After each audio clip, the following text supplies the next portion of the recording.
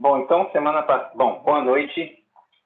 Vocês me escutam? Tudo bem por aí?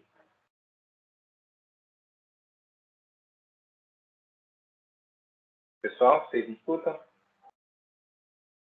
Vicente, me escuta? Escuta sim, professor. Beleza, então, vamos nessa. Boa noite para todo mundo. Espero que todo mundo tenha ido bem na prova de cálculo, que não deve ser uma tarefa fácil, né? Eu tenho dificuldade aqui em fazer estequiometria, imagina cálculo, né?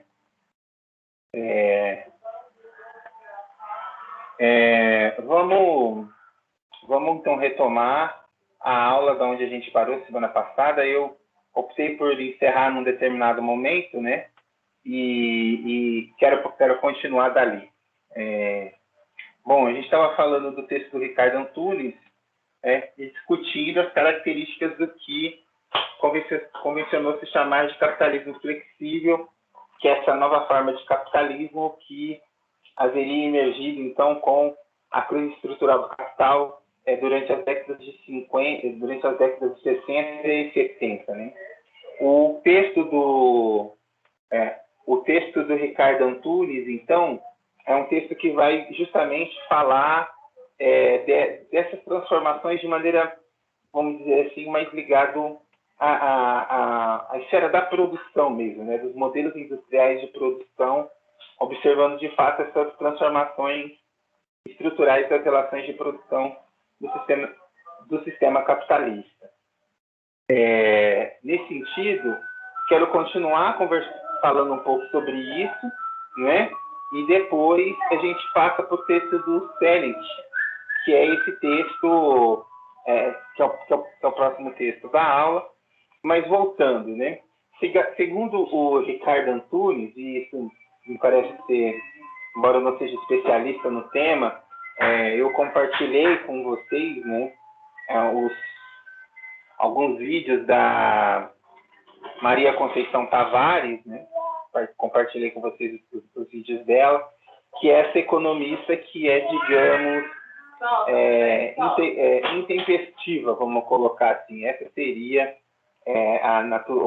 a maneira como eu vejo a professora Maria Conceição Tavares. Devo dizer que, embora não seja signatário da tradição da economia política da qual ela é oriunda, né, que é essa tradição mais marxista, devo dizer que é interessante não, é fundamental. Eu tive uma formação no meu curso de Ciências Sociais. Eu tive essa formação ligada à crítica da economia política, ou seja, ligada a essa tradição mais marxista, durante todos os meus anos de graduação, e aonde eu fiz a minha graduação, que foi o curso de Ciências Sociais da Unesp de Marília, devo dizer que foi um curso ligado a uma tradição mais ortodoxa, né, desse pensamento. Então, uma tradição mais fechada em si mesma, e por aí vai.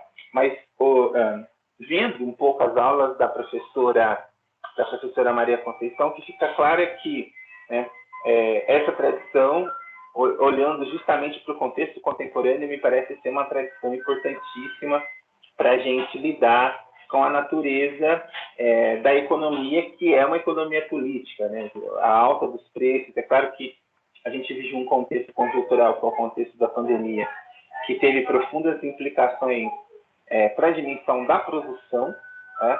Mas no caso do Brasil, me parece ser inegável que essa dimensão da economia política, ou seja, que a política econômica tem um papel fundamental, aliás, em todo Estado-nação, inclusive aqueles que não necessariamente são ocidentais. A economia política tem um papel importantíssimo, e no nosso contexto isso fica muito latente. Então, o que o Ricardo Antunes faz nesse sentido, né? O Ricardo Antunes ele vai produzir um posicionamento que não é necessariamente uma terceira via, mas é um posicionamento que tenta, então, conciliar as continuidades e descontinuidades, as rupturas e transformações entre toyotismo-fordismo, que são colocados, aliás, toyotismo-fordismo não, taylorismo-fordismo, são colocados como modos industriais de produção muito semelhantes, embora, como a gente observou, tenham suas diferenças, e o toyotismo, né? Segundo o Ricardo Antunes, né, há uma terceira interpretação possível que reconhece as transformações e, ao mesmo tempo, sinaliza para as profundas continuidades do sistema produtivo capitalista.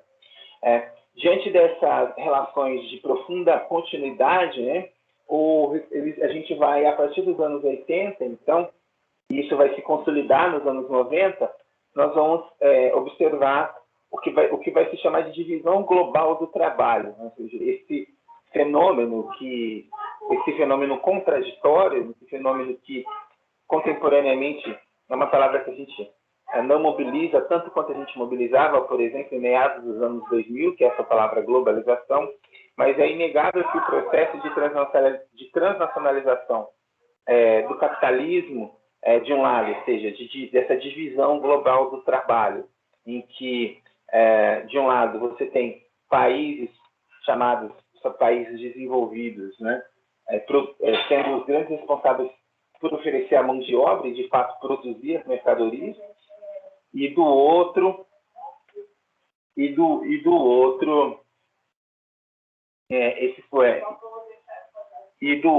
desculpe, gente, os países onde se concentram os recursos financeiros, né? Se já há, de fato, fluxos de capitais, embora a gente, no mundo globalizado, é inegável que há fluxos de concentração de renda e de concentração financeira, dos fluxos financeiros, e do outro, uma pulverização, né? Na verdade, uma desnacionalização da produção industrial, sobretudo dos países desenvolvidos. Então, nós podemos falar de divisão de mercado, podemos falar de desemprego estrutural, capital volátil, capital financeiro, o fechamento das unidades de produção nacionais nos países desenvolvidos, com exceção, embora precisaríamos aqui de um especialista em Estados Unidos, por exemplo, mas o que me vem à cabeça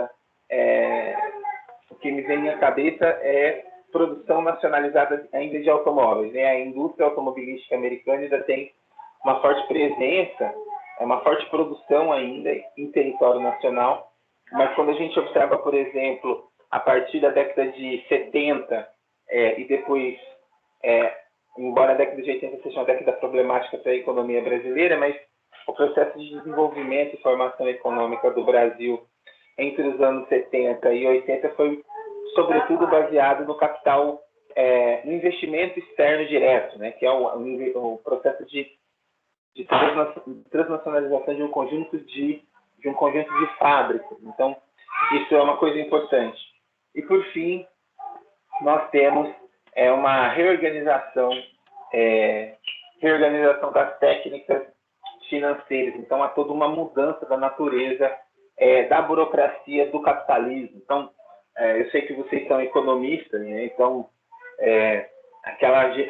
aquele momento mítico do pregão da Bolsa, né? Quando a Bolsa abria e começava-se as transações no final dos anos 90, início dos anos 2000, isso ainda era uma representação muito sedimentada na nossa cabeça, né?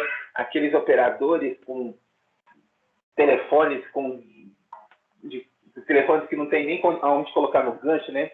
Gritando e gesticulando na bolsa, produzindo negociações, comprando e vendendo, deram lugar hoje aos traders, né?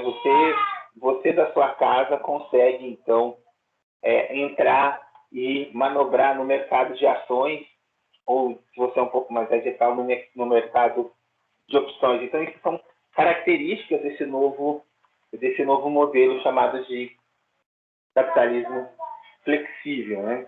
E um dos aspectos importantes para a gente falar desse capitalismo flexível é o processo de obsolescência programada. Isso foi uma das grandes características que, durante muito tempo, se discutiu, né? Foi a obsolescência programada, uma das grandes protagonistas por fazer, de fato, o ciclo industrial se movimentar, né? Por colocar a produção sobretudo dos produtos da linha branca, ou dos produtos que não são necessariamente bens de consumo duráveis, como automóveis, mas ainda assim são bens de consumo com uma certa durabilidade. Então, a falácia da qualidade total sob a vigilância da taxa decrescente do valor de uso das mercadorias. Então, trata-se da temática da qualidade nos processos produtivos. Quanto maior a qualidade total de um produto,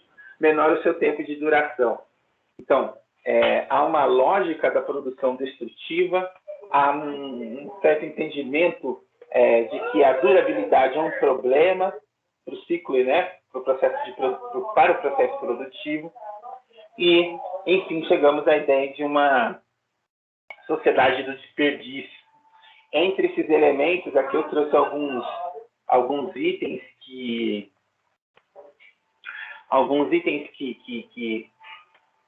fazem todo sentido falar. Um deles eu trouxe porque tem a ver com uma dimensão pessoal que foi muito traumatizante para mim, né? Bom, do ponto de vista, então,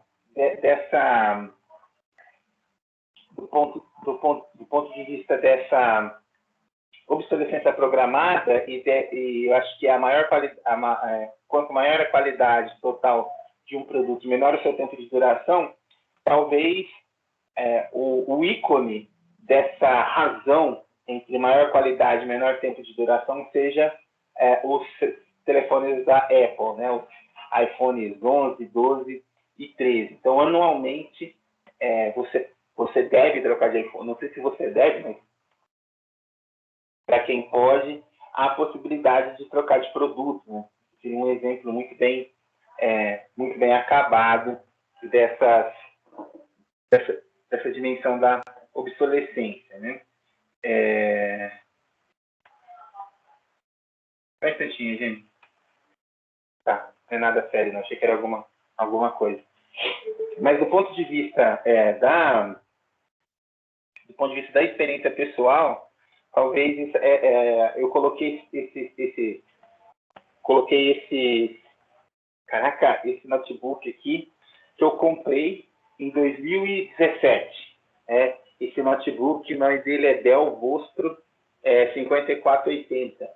Esse Dell Vostro, ele vem com 500 GB de memória, né? Um processador i7 de nona geração, com placa de vídeo, com tela AMOLED, enfim, um computador. Quando você olha a configuração dele, você fala, bom, esse é um computador excelente e vou ficar com ele, né? Eu comprei esse computador e esse computador não durou um ano comigo. No primeiro momento, ele queimou a placa-mãe. Então, eu paguei na época, acho que é importante falar de valores nesse sentido. Eu paguei na época cerca de R$3.500, quase R$4.000 nesse computador, e depois gastei mais R$1.000 para trocar a placa-mãe dele, porque ele tem um problema estrutural que a placa-mãe queima, simplesmente pifa. Né? Não queima a placa-mãe, queima um item, né? Não sei exatamente qual que é o componente, que está, como é que chama? Não é chumbado, que está soldado na placa-mãe, e é isso. Você não consegue trocar, você não consegue fazer nada. Então, é um computador que eu tenho, está aqui em cima da minha estante de livros, que eu guardo, porque no HD dele tem algumas coisas importantes, e eu preciso, na verdade, tirar esse HD, porque HD é uma mídia física, né? Então, ele tem tudo para queimar, tem tudo para acontecer alguma coisa. Então, essa é a ideia obsolescência programada, ou como o Ricardo Antunes gosta de dizer, né, quanto maior a qualidade total de um produto, menor o seu tempo de duração. Eu deixei para falar isso essa aula, né, mas isso faz parte um pouco da conversa que a gente estava tendo semana passada. Mas, diante disso, estamos aqui em alguns. Alguém quer fazer algum comentário, alguma dúvida, alguma coisa que queria, enfim, chamar atenção quanto ao conteúdo? Não, tudo certo. Beleza. Álvaro, tudo bem por aí? Vicente? Vitor? Tá. Então, vamos continuar. Né? E aí, eu passo para... Cadê? Se de um lado nós temos, então, né, esse processo de... Uma das características fundamentais desse capitalismo flexível, né, dessa sociedade do desperdício, essa obsolescência programada dos produtos. Do outro, nós temos aquilo que o Ricardo Antunes vai chamar de liofilização organizacional, né, e do trabalho na fábrica toyotizada, ou as novas formas de intensificação do trabalho. Essa palavra liofilização, de fato, quando eu li o texto e eu falei, caraca, o que isso significa, né? Liofilização significa um processo de desidratação, né? Um processo de enxugamento. Então, trata-se de um processo de flexibilização do trabalho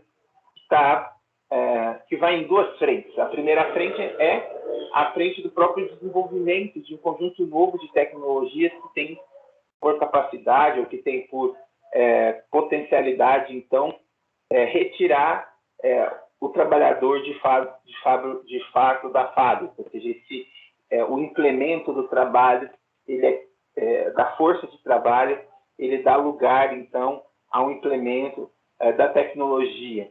Tanto que eu não sei como é hoje, e nem sei se esse curso existe na Universidade Federal do Paraná e em Curitiba, mas eu sei que em Curitiba tem a Universidade Federal do Paraná, o UFPR, e também tem a Universidade Tecnológica do Paraná, que também é uma universidade federal. Então, certamente, nessa unidade, há esse curso, que é o curso de Engenharia de Produção, que é um curso voltado de maneira bem clara justamente para esse processo de automação da produção.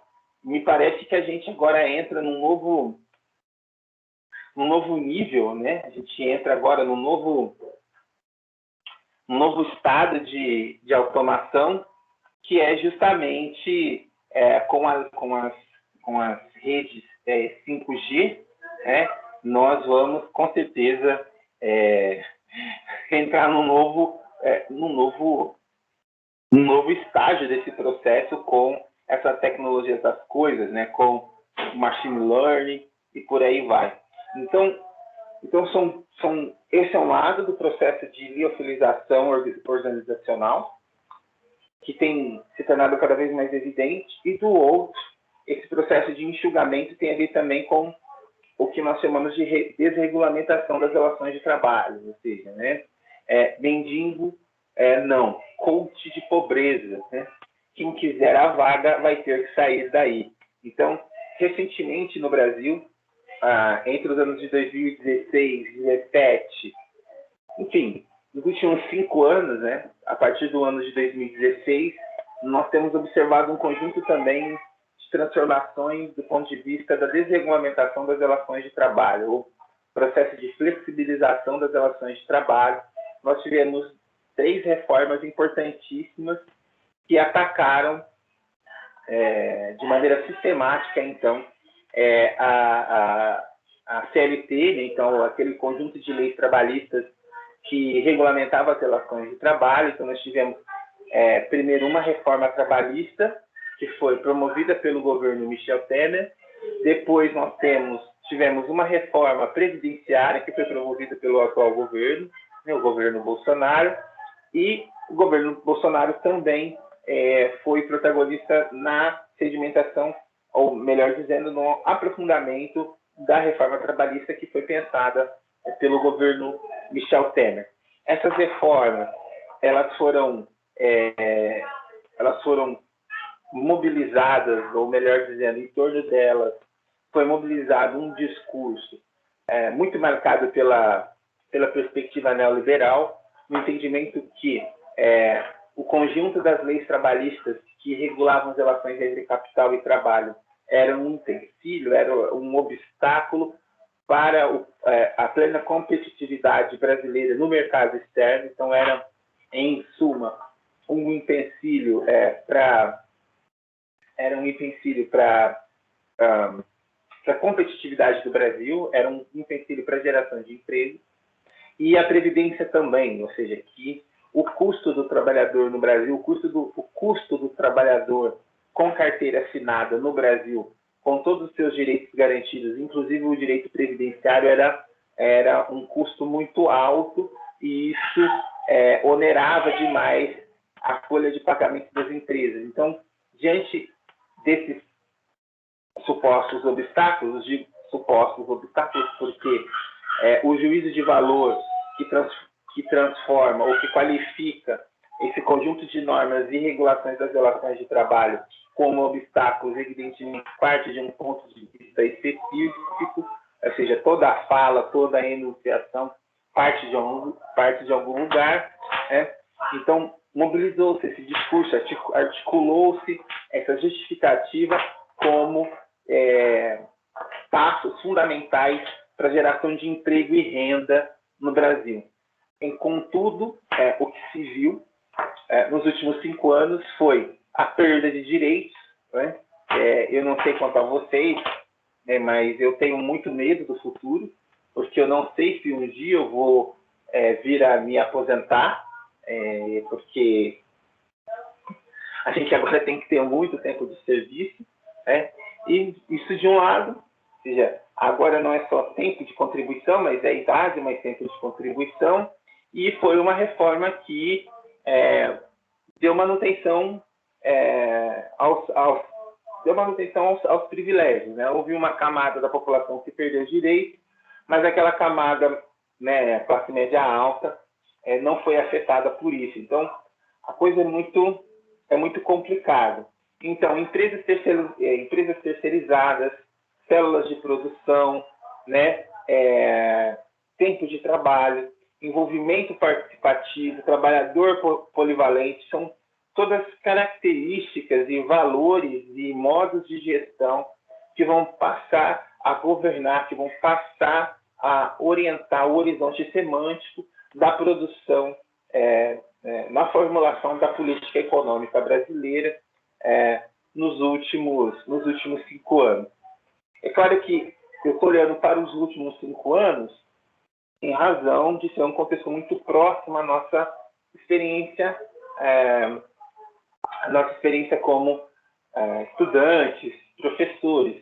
Mas no início dos anos 90, com a queda do muro de Berlim, com o fim da União Soviética, nós sabemos, e isso certamente faz parte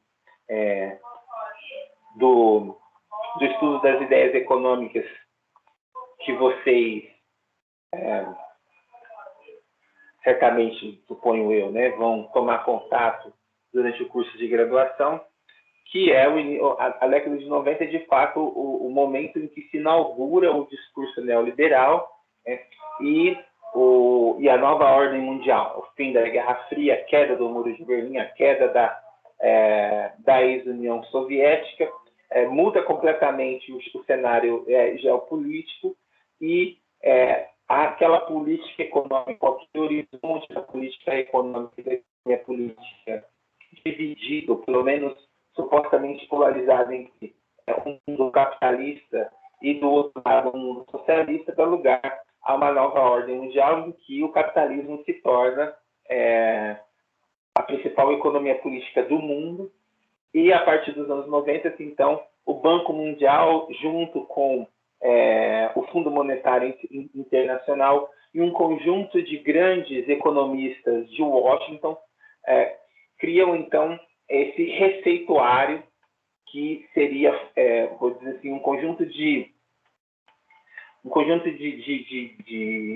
procedimentos, um conjunto de passos, né, que os países, então, chamados subdesenvolvidos ou em desenvolvimento deveriam seguir ou deveriam perseguir a fim de se tornarem países desenvolvidos. Então, boa parte dessas ideias é justamente esse receituário neoliberal, que foi um remédio, digamos, um tanto quanto amargo para os países latino-americanos. No caso do Brasil,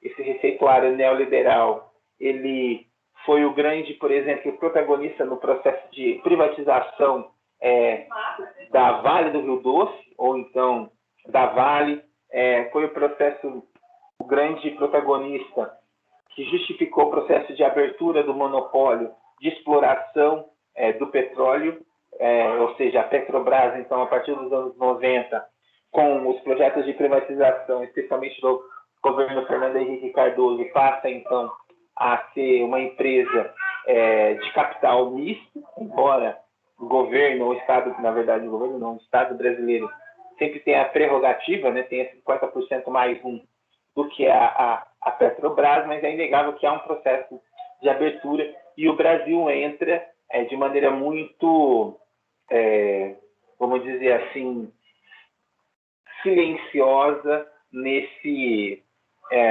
contexto neoliberal. O que não foi o caso, por exemplo, de países latino-americanos, como Chile, Argentina e Uruguai. A Argentina tem enfrentado sucessivas crises desde o fim da ditadura militar nos anos 70, né? Então, anos 70 ou anos 80, agora me falha a memória, se eu não me engano, anos 80. Então, desde então, a Argentina tem passado por profundas crises, e durante os anos 90, que foi esse processo de abertura econômica para o capital financeiro internacional e a inscrição desses países nessa competitividade global, foi inevitável, né? A Argentina declarou concordata algumas vezes durante os anos 90, né? Ou seja, concordata devo, não nego e pago quando puder, porque o processo de produção nacional foi completamente desorganizado, né? Ou seja, a competitividade dos produtos produzidos externamente suprimiu, ou seja, desmantelou completamente a indústria nacional e, curiosamente, os países que mais elogiam esse discurso neoliberal são aqueles, por exemplo, que oferecem um conjunto de subsídios para uma infinidade de setores da sua economia nacional. Esse, por exemplo, é o caso do cinturão agrícola industrial do meio oeste americano, né?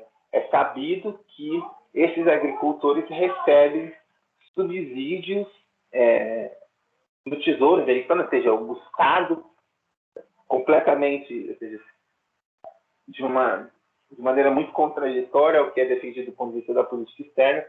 O Estado americano, então, financia e arca com muitos dos prejuízos desse cinturão verde do meio oeste, justamente para salvaguardar o seu mercado, a sua produção interna. Então, é muito curioso, né? Então, há uma intensificação das relações de trabalho. Então, há uma intensificação tanto do que nós chamamos de mais-valia absoluta, quanto mais-valia relativa.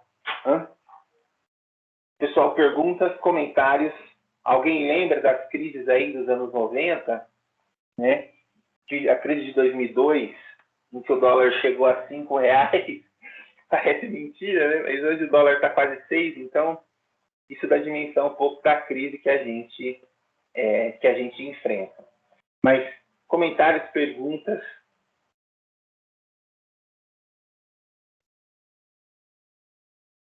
Não, não, tudo bem, professor. Pode prosseguir, por mim, pelo menos. Beleza. Vamos nessa. Então, cadê? Então, estou aqui. E aqui a gente chega, enfim, ao texto do Richard Sennett, que me parece, me parece não, né? Que a escolha foi uma escolha interessante, não escolhi gratuitamente, justamente porque dialoga de maneira muito interessante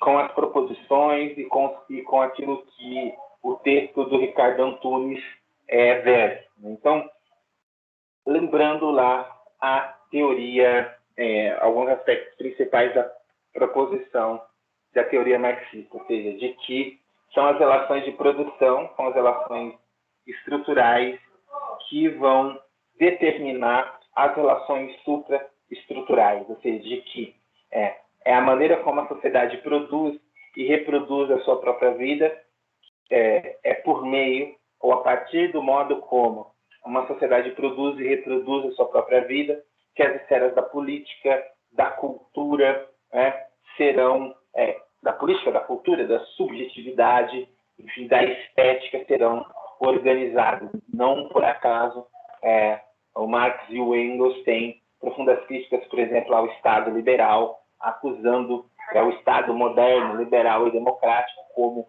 o grande mantenedor das relações burguesas e capitalistas de produção. Ou seja, no limite, nós vivemos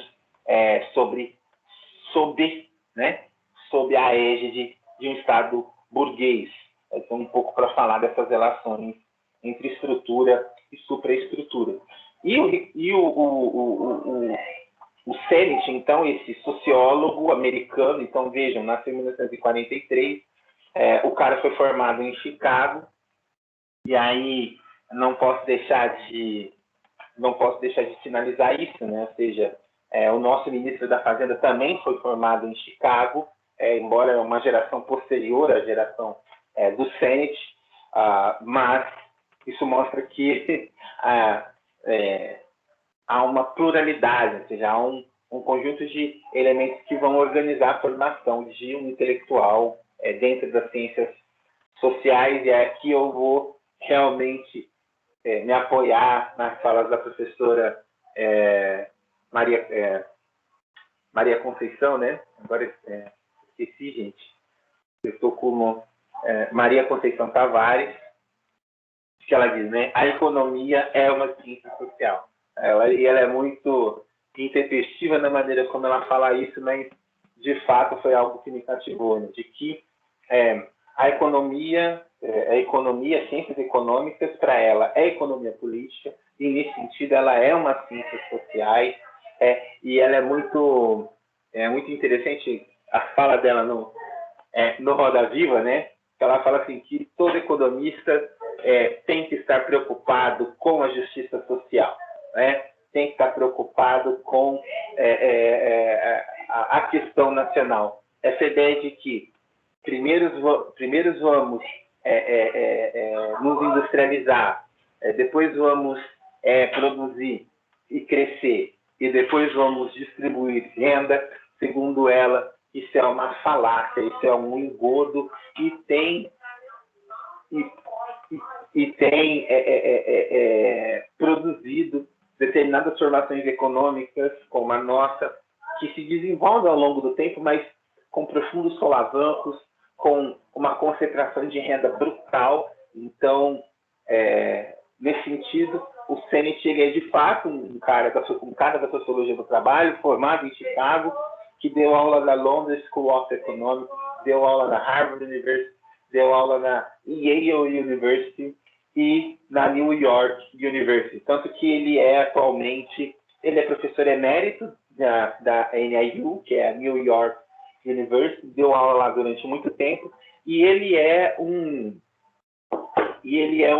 nova-iorquino da gema, né? Ele é um nova-iorquino ali de Manhattan, e foi ali que ele fez fez na minha leitura, interessantes observações sobre as transformações, não só das relações de produção, mas como que essas transformações na estrutura das relações de produção mudaram completamente a natureza do trabalho, né?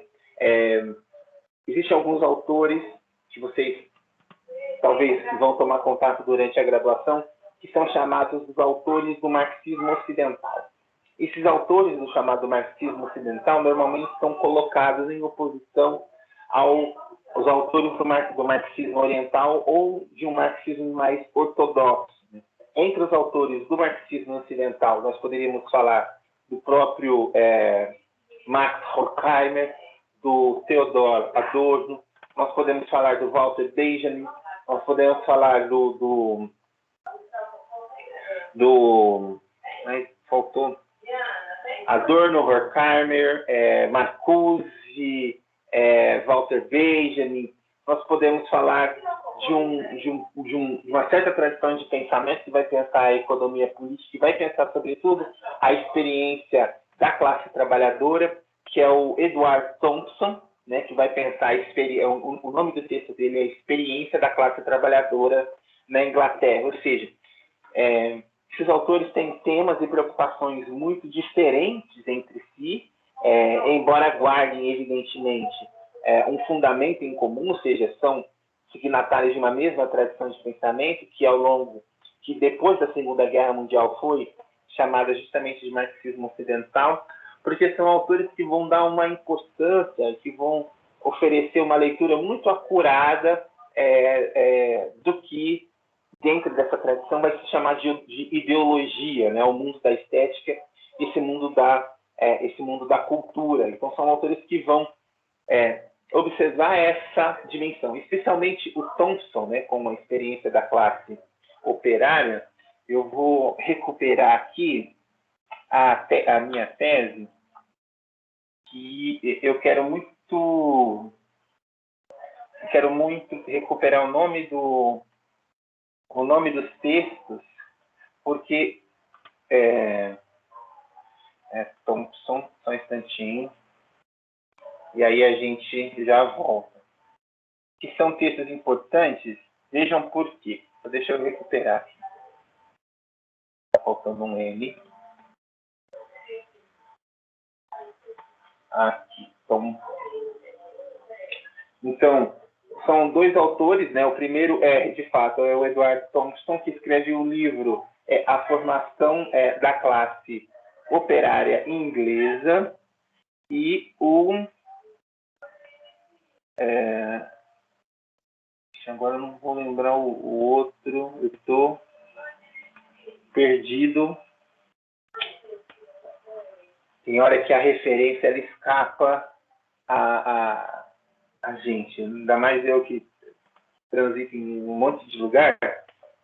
Mas o que o Thompson vai falar? O Thompson vai falar assim, diferente do que fala, diferente do que enuncia ou sinaliza, ou aquele marxismo ortodoxo vai dizer o seguinte, que a classe trabalhadora é definida pelo lugar que ela ocupa nas relações de produção, e nesse sentido é justamente em razão dessa suposta condição em comum que essa classe haveria de produzir um certo senso de solidariedade política, ou seja, um certo senso de consciência de classe.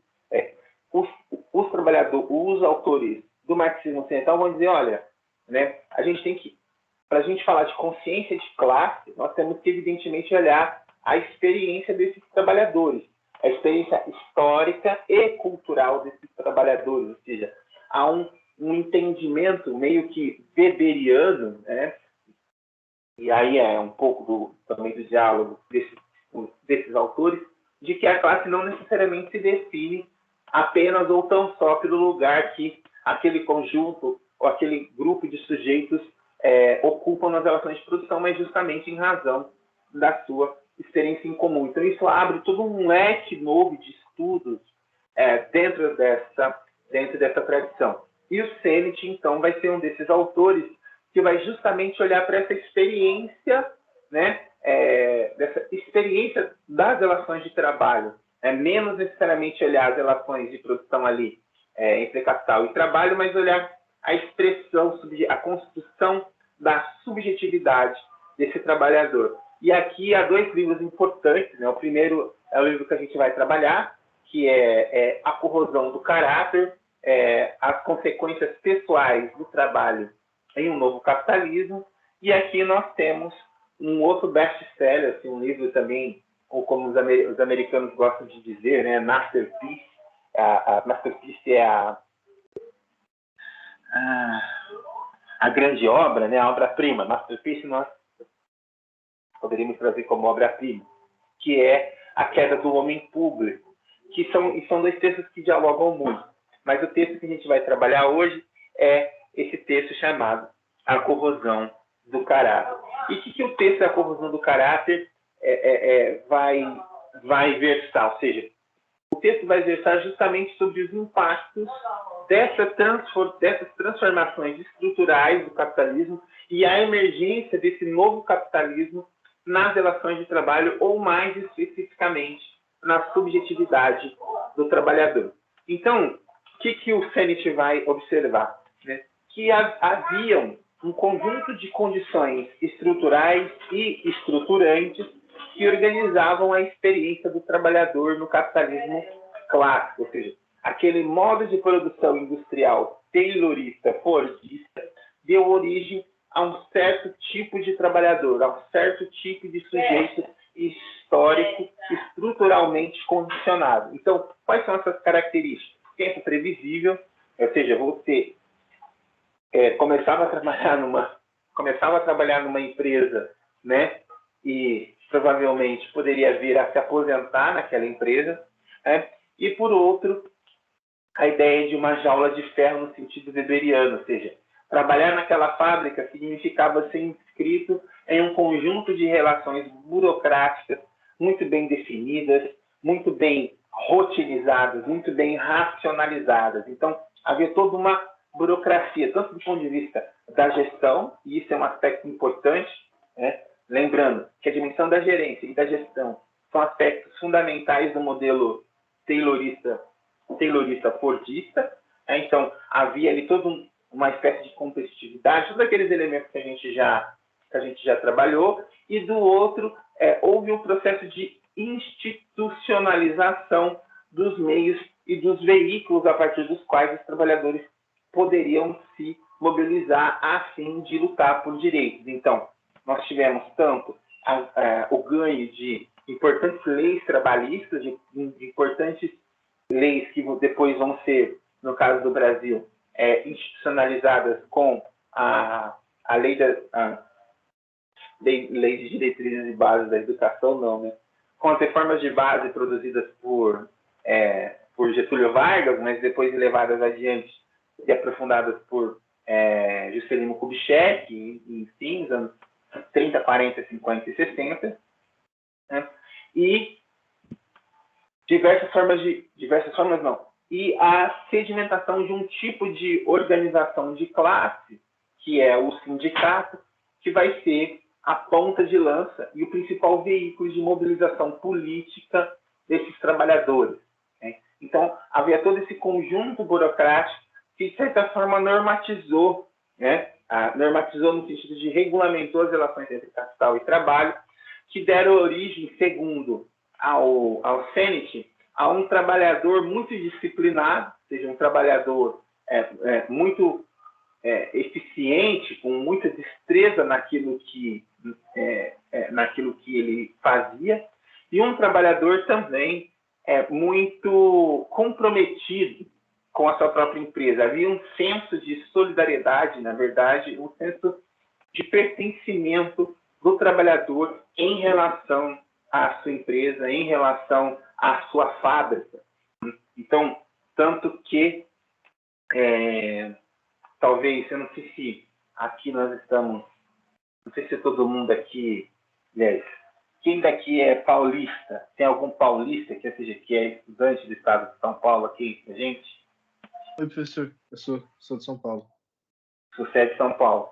Bom, no estado de São Paulo, não sei se o Murilo conhece, mas no interior do estado de São Paulo, por onde as ferrovias que escoavam a produção de café do interior paulista, tanto do interior, mas tanto do interior paulista quanto do Triângulo Mineiro e sul de Minas, havia e ainda há um conjunto de ferrovias que eram as grandes responsáveis por escoar a produção até os anos 50 e 60, quando o ABC Paulista ele é constituído, e aí é toda uma mudança, então, na política de transporte e infraestrutura brasileira, com essa pretensão a privilegiar o transporte terrestre automobilístico. Mas no interior de São Paulo é esse conjunto de ferrovias, e ao longo dessas ferrovias, né, criou-se, evidentemente, um conjunto de cidades. E no caso de São Paulo, não são raros, quando você vai estudar a história da classe, a história da classe trabalhadora, né, a história das organizações dos trabalhadores paulistas, justamente essas organizações de clubes, por exemplo, o clube dos ferroviários de São Paulo, ou, por exemplo, o clube da Sorocabana, que é uma linha férrea que passa, né, e tem um grande eixo de inflexão em Sorocaba, que foi uma grande linha responsável, por exemplo, pelo escoamento de carne bovina. Então, assim, há todo esse senso de pertencimento em torno dessas empresas. Ou seja, quando você... É claro que isso é um valor, né? Isso é um outro aspecto que o CLT trabalha no texto dele. Ou seja, você trabalhar numa empresa, no caso, numa grande empresa metalúrgica, numa grande empresa siderúrgica, numa grande empresa automobilística, durante esse momento, era não só sinônimo de prestígio, né? Era um sinal de distinção, e nesse sentido era muito importante, mas era também um sinal de pertencimento a uma determinada instituição. As empresas tinham um outro modo de organização. Um exemplo interessante é o chocolate Hershey, né? Que foi um chocolate alemão, que foi uma das grandes fontes de açúcar do exército alemão durante a Segunda Guerra. E a fábrica da Hershey era uma grande cidade, né? Ou seja, de que dentro da fábrica da Hershey você tinha ali centenas e milhares de funcionários, alguns, para a grande maioria deles, trabalhavam na linha de produção, mas tinham funcionários responsáveis pela alimentação, funcionários responsáveis pelo transporte, funcionários responsáveis... Tinham, por exemplo, a ideia do refeitório, né? Então, existe todo um conjunto, como eu posso dizer, uma forma de organização em que favorecia-se esses vínculos de pertencimento entre trabalhador e empresa. E o CNT está justamente olhando para isso, né?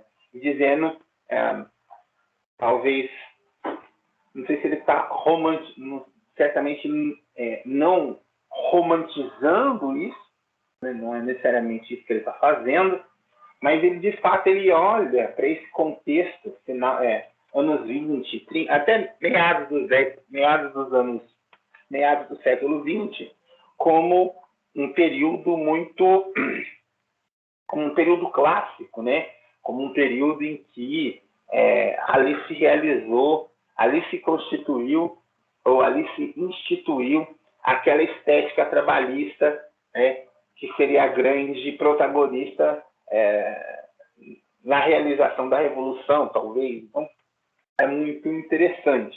Mas o que o Sennett está vendo? Né? Ele está vendo que o capitalismo flexível ele bloqueou a estrada da carreira, ele desvia o trabalhador de um emprego a outro, como resultado, impactando o caráter do trabalhador. Então, vejam, se o trabalho se o trabalho dentro dessa tradição de pensamento desempenha um papel tão importante na constituição do sujeito, e nesse sentido é evidente que esses autores não perdem de vista a natureza alienada do trabalho na fábrica, a natureza alienada da própria condição do trabalhador, mas quando eles observam que esses trabalhadores conseguem produzir um certo senso de solidariedade de classe, em razão justamente dessa experiência em comum, né, eles entendem que esse trabalho, né, é como uma dimensão estruturante das relações, ele desempenha um papel fundamental, como eu disse, na construção dessa consciência de classe e nessa solidariedade política entre os chamados trabalhadores. E o que acontece com o capitalismo flexível é justamente a perca desse horizonte, a perca do conjunto dessas relações tão perenes, dessas relações que duravam pela vida toda. Ou seja, o capitalismo flexível ele interrompe a ideia de carreira, né? Ou seja, a ideia de você permanecer em uma empresa pela sua vida, se antes isso era um valor, hoje certamente isso é visto como uma espécie de estagnação. O trabalhador ele está estagnado e nesse sentido você precisa se reinventar, você precisa, enfim, a gente vai discutir isso. Então, tempo não previsível, trabalhadores abertos às mudanças, trabalhadores devem assumir riscos, ou seja, a ideia de que você é um empreendedor de si e que seu êxito ou que o seu fracasso no mundo do trabalho depende justamente da sua sagacidade, da sua desenvoltura. Isso são aspectos que são narrativas, discurso em torno do trabalho, que de fato ganham uma centralidade no nosso mundo contemporâneo, mas que emergiram junto com esse capitalismo flexível. E, por fim, dependem cada vez menos de procedimentos formais, então, processo de desregulamentação do trabalho. Esse conjunto de aspectos que vão cada vez mais elogiando a ideia de uma imprevisibilidade, valorizando cada vez mais a ideia do risco, é o que são esses horizontes semânticos que constituem o termo ou constituem o conceito de flexibilidade. Então, flexível, né, é um conceito que já tem uma certa origem dentro do horizonte semântico ocidental. Então, a palavra flexibilidade entrou na língua inglesa no século XV e seu sentido derivou originalmente das observações de que, embora a árvore se dobrasse ao vento, seus galhos sempre voltavam à posição normal. Então, flexibilidade designa ou designaria essa capacidade de ceder e recuperar-se da árvore ao teste e restauração de sua forma. Desde o início, né, desde aqueles, digamos, autores clássicos ao desenvolvimento do capitalismo e a formulação da economia capitalista, como Adam Smith e John Stuart Mill, a ideia de flexibilidade já ocupava um lugar no horizonte desses autores. Então, Adam Smith, flexibilidade dos empresários frente à morosidade do trabalhador, ou, no caso de John Stuart Mill, a flexibilidade como liberdade. É claro que, novamente, esses intelectuais estão aqui olhando, estão atribuindo um valor ao conceito de flexibilidade que está muito associado ou intimamente ligado à experiência da classe burguesa, né, da classe do capital. Então, a flexibilidade dos empresários frente à morosidade dos trabalhadores está, vamos dizer assim, é um valor que está muito atrelado, então, à capacidade ou à disponibilidade de recursos que o empresário tem em detrimento do trabalhador, que está profundamente vinculado e constrangido pelas suas condições de vida. Então, é evidente. Mas o fato é que o conceito de flexibilidade é algo que já não é algo recente, a narrativa do capitalismo. Então, nas modernas economias capitalistas, a flexibilidade, segundo o Sennett, vai consistir em 3 características. A primeira é a reivindicação descontínua das instituições. Então, a pedra angular da prática administrativa moderna é a crença que as redes elásticas são mais abertas à reinvenção decisiva que as hierarquias primordiais como as que governavam a era fordista. A junção entre os nódulos da rede é mais frouxa. Pode-se tirar uma parte, pelo menos em teoria, se destruir outra. O sistema fragmentado. Aí está a oportunidade de intervir. Sua própria incoerência convida a novas revisões. Ou seja, se antes havia um sentido hierárquico latitudinal na gestão de uma empresa, no mundo contemporâneo, a prática administrativa quer justamente sair desse modelo ou se deslocar desse modelo mais verticalizado e trabalhar com um modelo mais horizontalizado, no sentido de que há menos gestores, há menos hierarquias, e isso é importantíssimo justamente para a criação de novas formas de resolução que não necessariamente dependem justamente desse chefe ou desse gerente executivo. Não que essas funções deixem de existir, essas funções continuam existindo, embora eu nunca tenha trabalhado numa empresa que fosse organizada dessa forma, né? Eu sempre tive, como todo jovem negro no Brasil, ou pelo menos como a maioria dos jovens negros no Brasil, os meus empregos sempre foram muito precarizados, ou seja, sempre trabalhei em empregos com baixa remuneração, empregos que não me ofereciam nenhum tipo de possibilidade de relação formal de trabalho, então sempre foi muito problemático. Mas ainda assim, entendo, e claro, já dialoguei com inúmeras pessoas que trabalham nesse tipo de empresa, e é notório essa mudança, esse deslocamento dessa, como o Fênix diz, dessa reivindicação descontínua das instituições. A segunda característica, né, que nós trazemos, que o Fênix traz, é justamente essa especialização flexível de produção. Então, essas empresas cooperam e competem ao mesmo tempo, buscando nichos no mercado que cada uma ocupa temporariamente e não permanentemente, adaptando a curta vida de produtos, de roupas, textos ou peças de máquinas. Então, aqui eu trouxe essa natureza dessas empresas que estão a todo momento produzindo novos produtos, né? Penso aqui, por exemplo, naquelas empresas que estão sendo geridas, né? Ou pelo menos que tem como seu grande garoto propaganda o Tony Stark da vida real, né? Ai, caraca. Gente, tem hora que... Qual que é o nome daquele cara que é dono da SpaceX? Elon Musk. O Elon Musk. Então, o exemplo do Elon Musk é interessante, né? O cara, ele, de fato, em algum sentido, ele quase o arquétipo, quase o arquétipo dessa ideia de especialização flexível, né?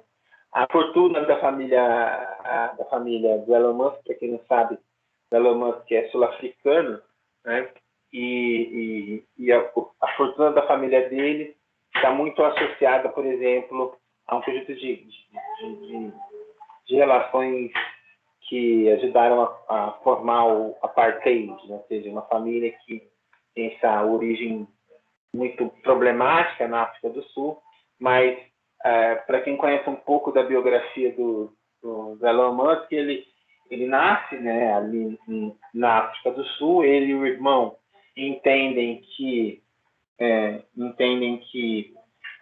necessário ir para os Estados Unidos, né, que era necessário migrar para os Estados Unidos para conseguir alcançar, enfim, os sonhos dele, embora isso era tudo muito nebuloso naquele momento. Mas ele e o irmão vão para o Canadá, né? Lá no Canadá, eles já começam a empreender, né? Vão para o Canadá jovens para estudar, na verdade, e conseguem ir fazer faculdade nos Estados Unidos. E logo de início, né, o Elon Musk ele vai para uma universidade dessas grandonas da Title V, eu não sei como se fala agora, que são as universidades tipo Stanford, Harvard, Princeton, Brown, enfim, são grandes universidades americanas, tradicionais universidades americanas.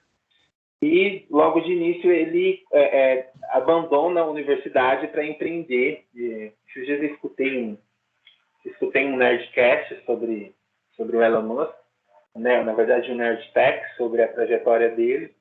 E agora realmente me falta a memória, as informações, mas ele larga a universidade para justamente investir, para justamente empreender, né?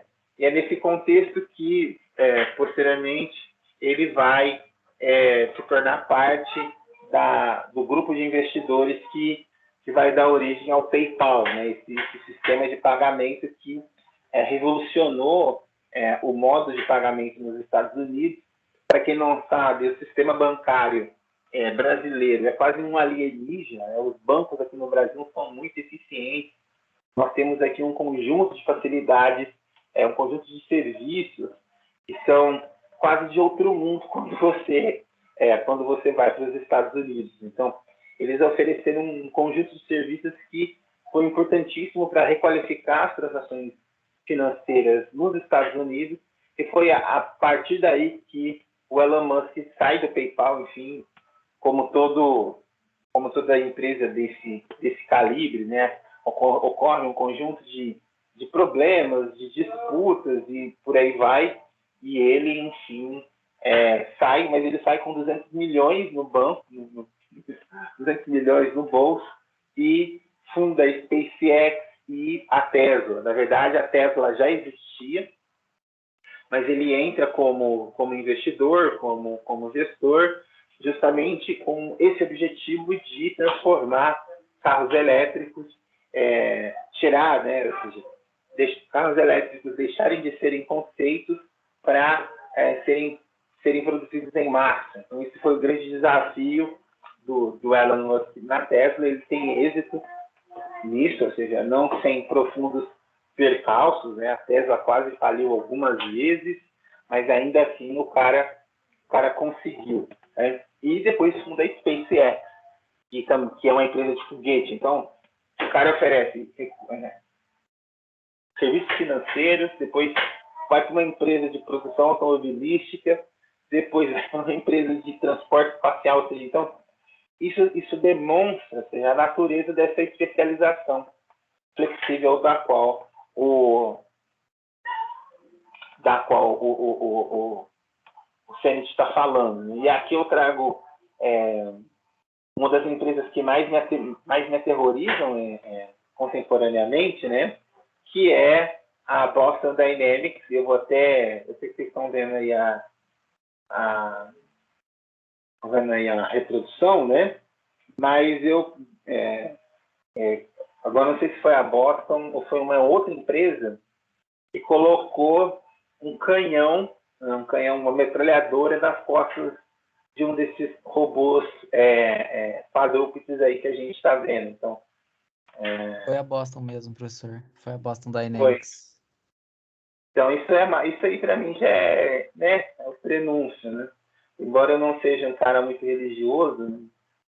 Talvez tenha se bem que a palavra apocalipse não necessariamente significa o fim do mundo, né? Mas apocalipse não passa de uma revelação. É claro que é uma revelação, não sei se a palavra é cabalística, mas uma grande revelação, mas distopia, né? Botar uma metralhadora dessa nas costas de um robô. E para quem já viu os robôs da Boston Dynamics, tem vários vídeos na internet, né? Eles colocam um braço na cabeça, onde supostamente seria a cabeça, né? Porque o robô não necessariamente tem essa divisão, né?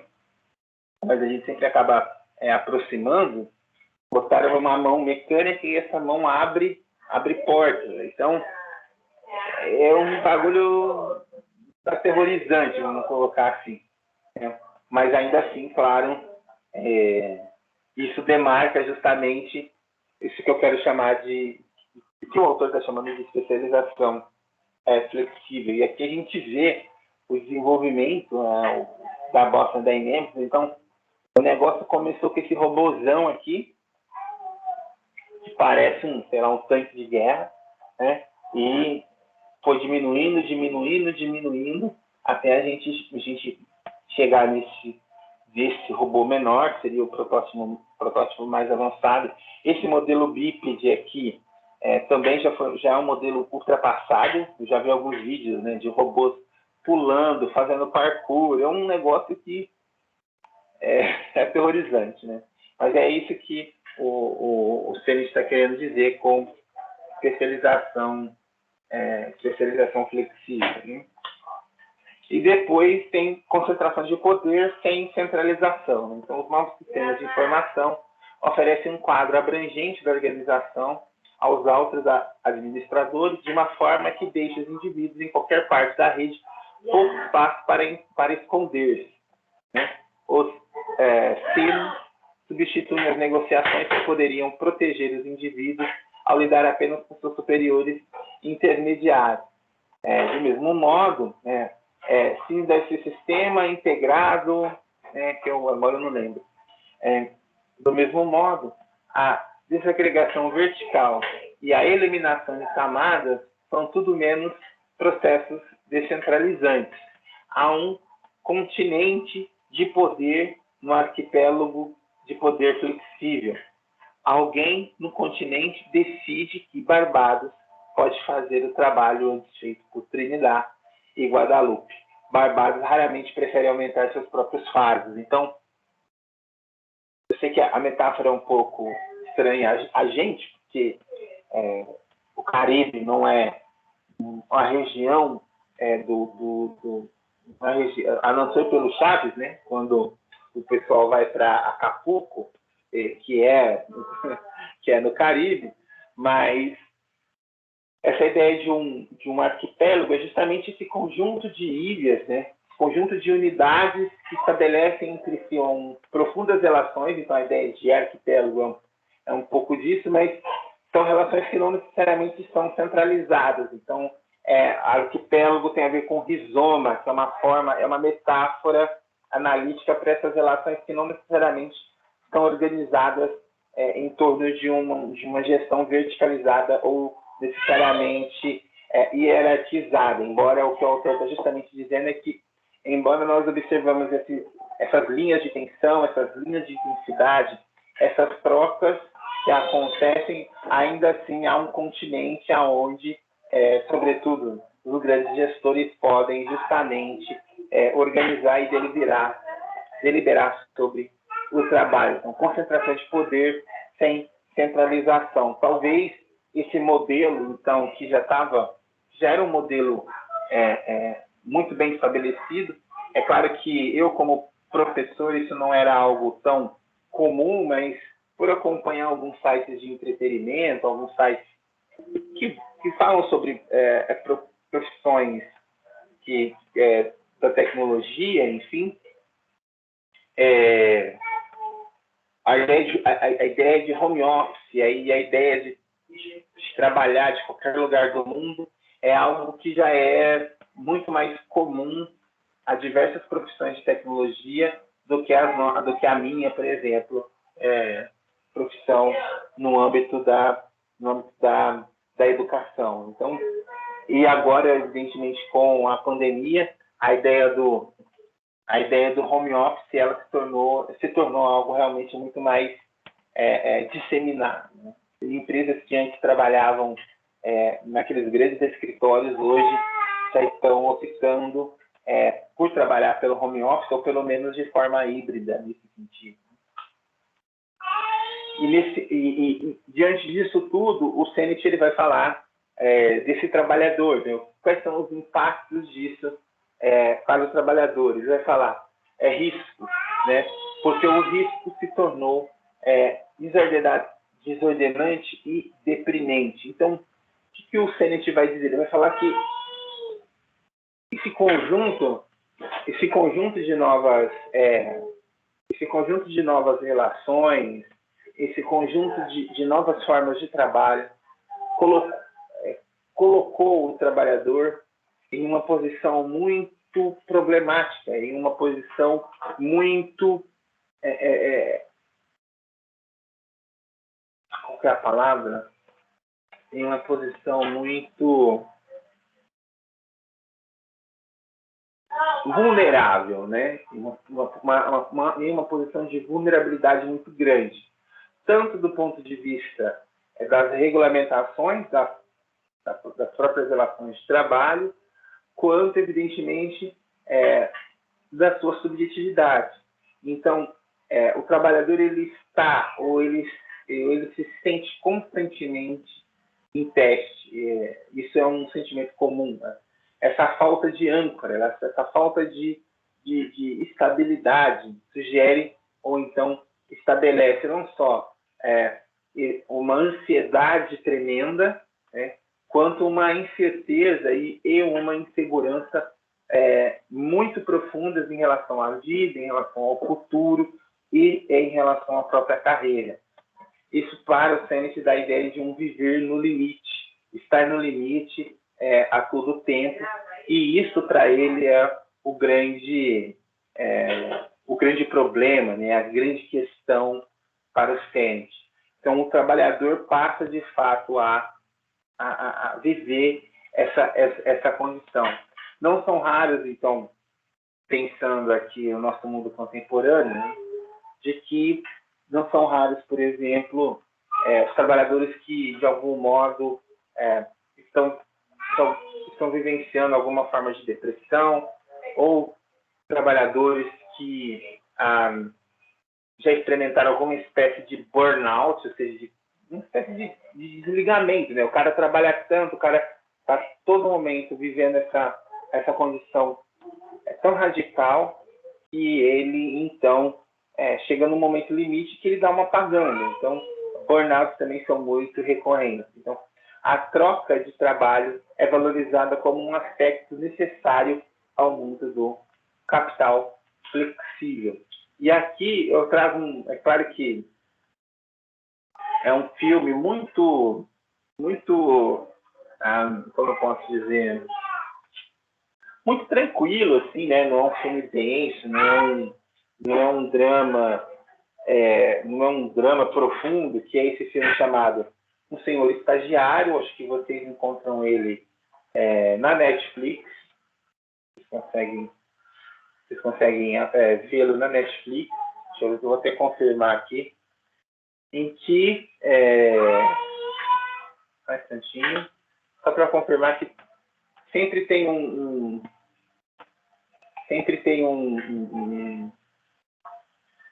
um ator, né? Os dois protagonistas são a Anne Hathaway e o Robert De Niro, né?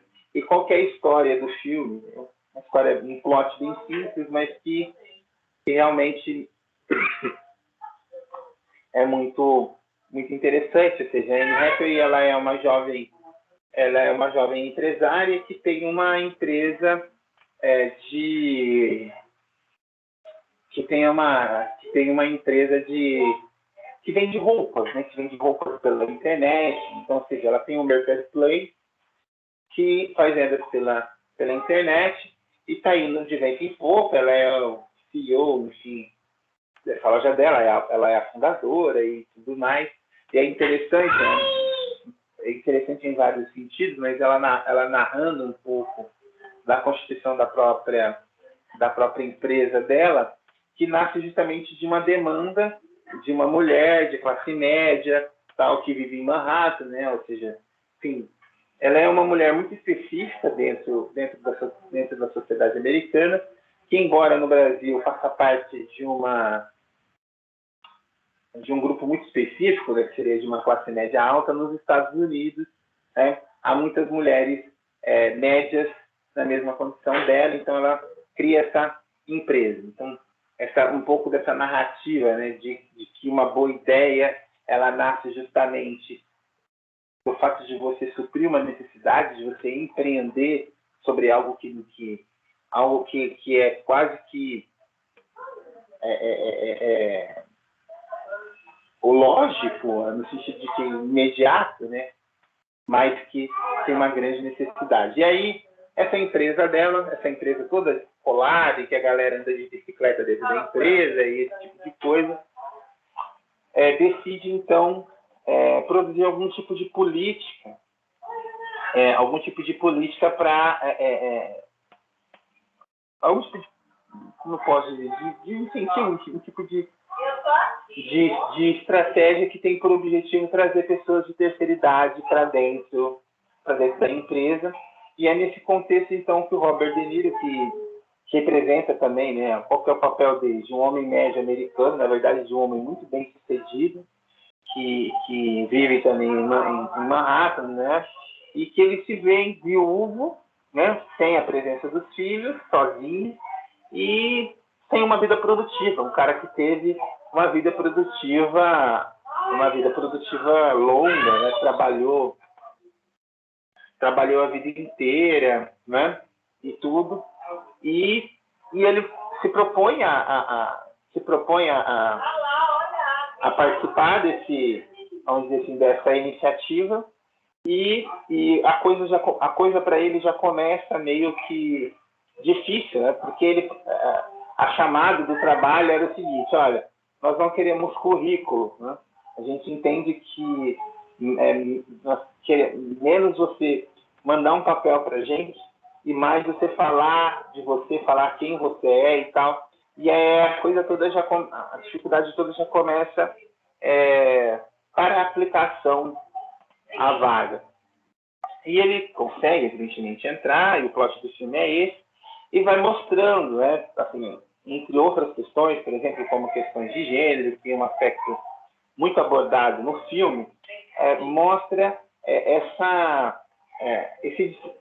diferença do ponto de vista de ética do trabalho que há entre essas gerações que têm entre si muito mais do que uma, né? São gerações que guardam entre si 2 ou 3 gerações de diferença.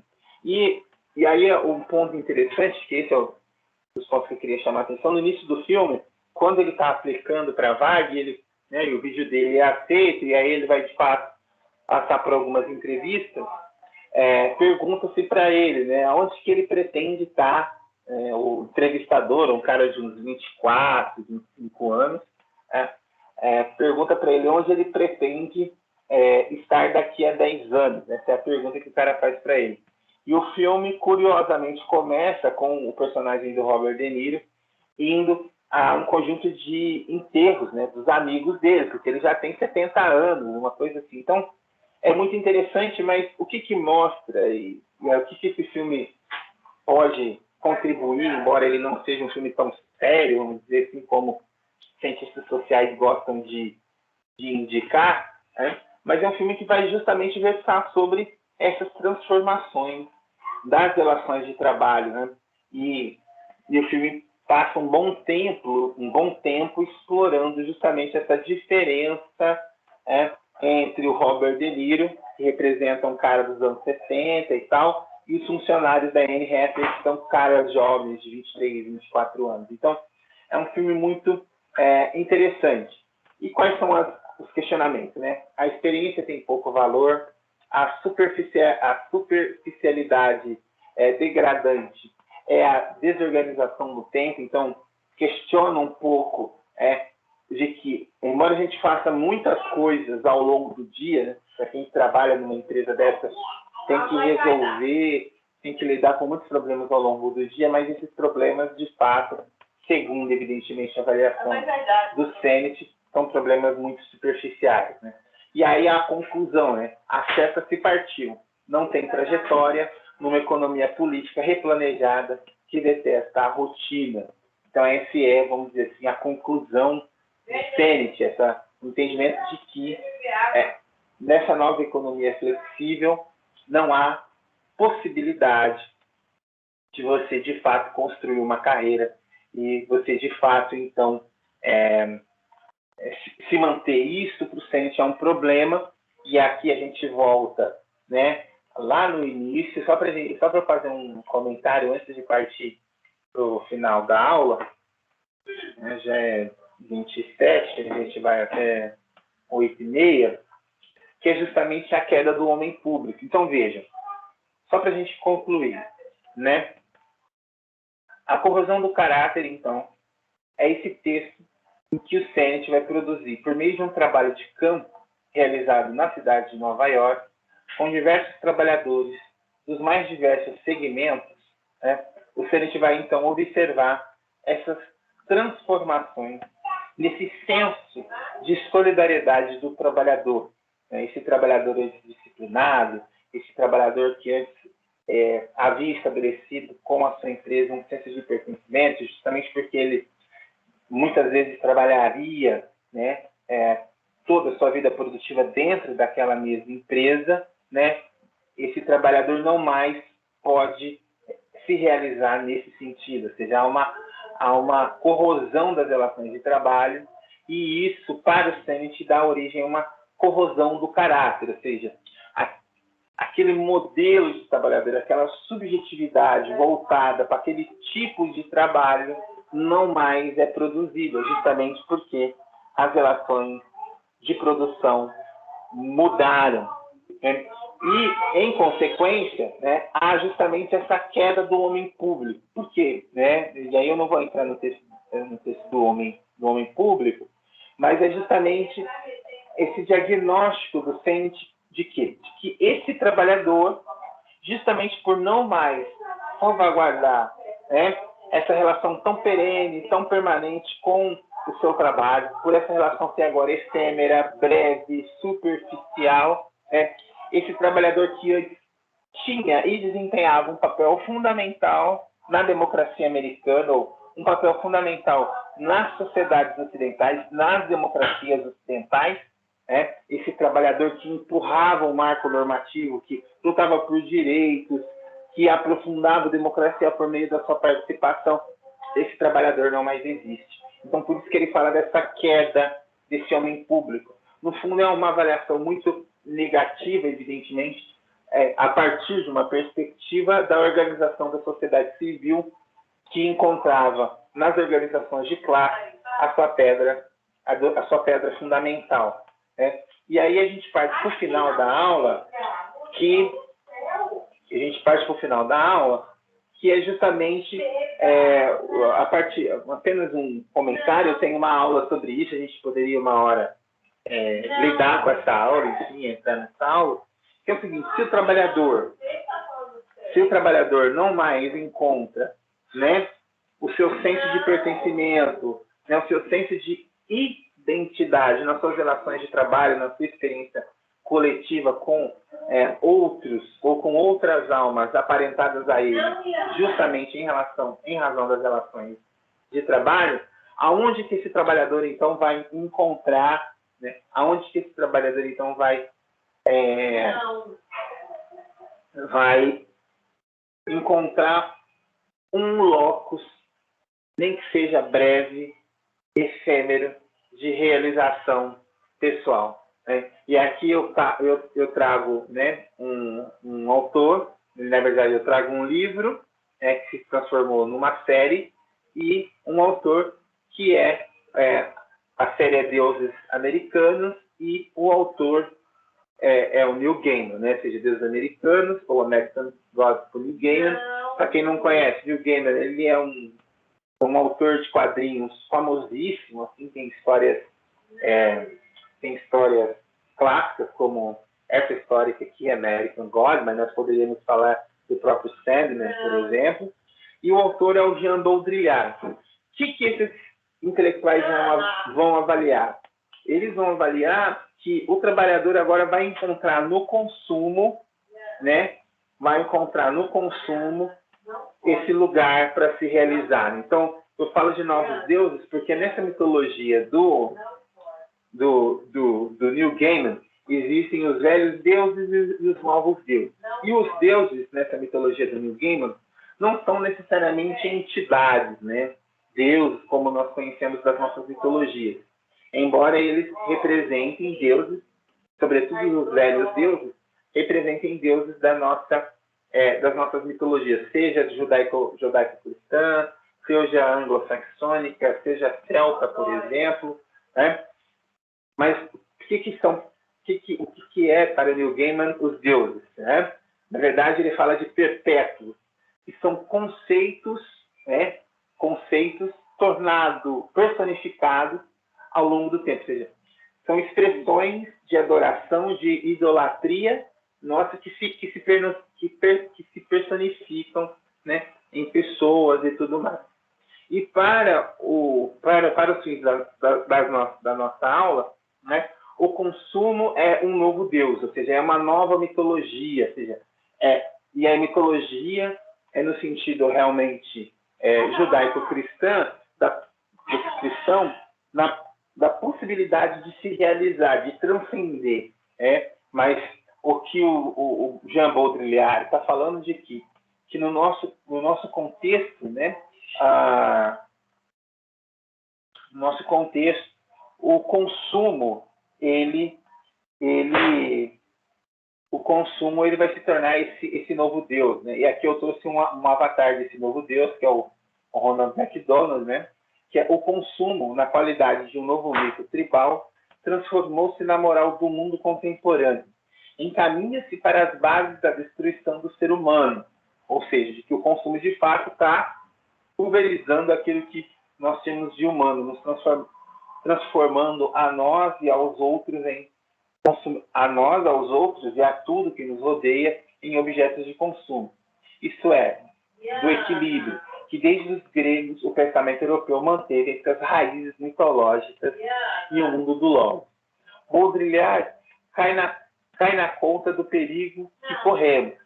Sentimos-los mais uma vez. Da mesma maneira que a sociedade, na Idade Média, se equilibrava entre Deus, né, em Deus e no diabo, assim nossa sociedade se equilibra no consumo e na sua denúncia em torno do diabo. E aqui eu acho um trechinho da introdução do texto, né? Qual que é o texto? Sociedade do Consumo, de Jean Baudrillard. Em torno, e aí esse é um momento que me parece interessante da introdução, né? Que o autor faz a introdução diz, né? Em torno do diabo era ainda possível organizar heresias e seitas de magia negra, mas a magia que temos é branca e não é possível qualquer heresia na abundância. É a alvura profilática de uma sociedade saturada, de uma sociedade sem vertigem e sem história, sem outro mito além de si mesmo. Então, o que esse trecho muito filosófico quer dizer? Ou seja, de que nós conseguíamos nos posicionar em relação ao diabo, enfim, justamente porque ele era algo que não era transparente a nós, ou seja, que aquele mal, ele de fato era identificado como mal. Agora, numa sociedade em que o consumo ele é transparente, ou seja, como que você consegue questionar a sua própria realidade quando você vive em abundância, né?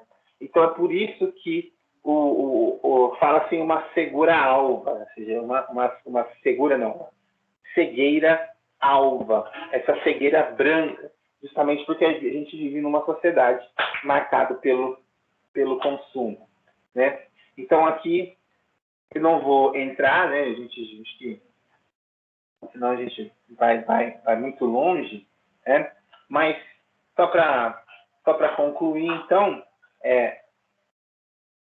no consumo, então, que o trabalhador vai encontrar, que o trabalhador, ou que o homem contemporâneo vai se refugiar. Ou seja, o consumo, então, vai se tornar esse elemento de realização precária de um certo senso de humanidade, de um certo senso, por exemplo, de feminilidade ou de masculinidade. Por exemplo, poderia depois desenvolver isso.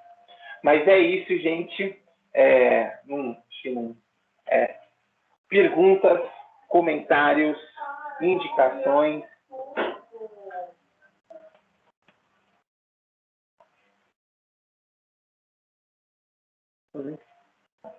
Bom, gente, então, concluo por aqui a aula de hoje e na próxima semana, até lá, se vocês tiverem a nota da prova, quero saber como vocês foram de cálculo, então. Tudo bem?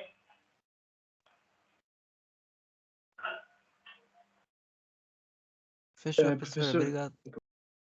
Então, pessoal, pois não, Murilo. Depois a gente pode falar por e-mail sobre a atividade que eu...